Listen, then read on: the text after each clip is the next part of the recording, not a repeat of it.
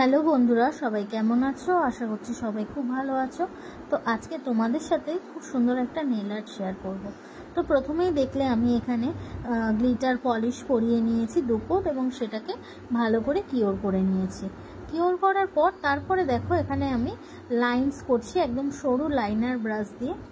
দেখতেই পাচ্ছ এখন জাস্ট একটা লম্বা লম্বা করে লাইন দিচ্ছি এবং দেখো প্রত্যেকটা লাইনের মধ্যে গ্যাপ রয়েছে এবং তারপরে দেখো ভিতরটা সি বা ইউ এর মতন করে করে দেখো ফিল করে দিচ্ছি।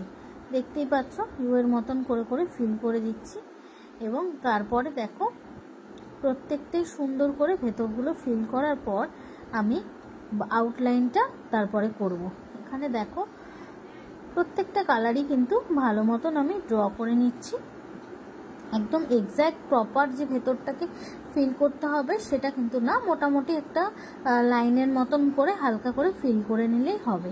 তারপরে দেখো এরপরে আমি বাইরের পোর্শনটা ফিল করব। দেখতেই পাচ্ছ এখানে বাইরের পোর্শনটা ফিল করছি।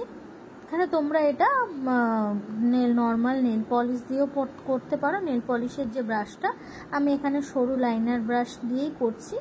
দেখো এখানে পুরোটাই এখানে ব্ল্যাকটা আমি ফিল করে দিচ্ছি।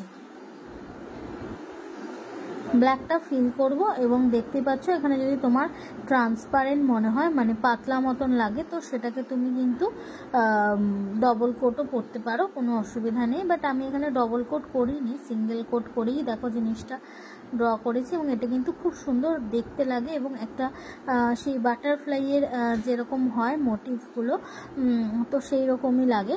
তো আরেকটা কথাও তোমাদের সাথে শেয়ার করে দিই, আমাদের 15ই আগস্ট থেকে নেক্সট ব্যাচ শুরু হচ্ছে। তোমরা যারা চাইছো অ্যাডমিশন নিতে তোমরা অ্যাডমিশন নিতে পারো এই ব্যাচে।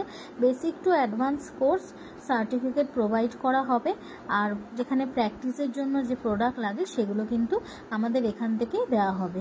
তো আমাদের এই ব্যাচে যারা জয়েন করতে চাইছো পুজোর আগে তোমরা কিন্তু অ্যাডমিশন নিয়ে ফেলতে পারো।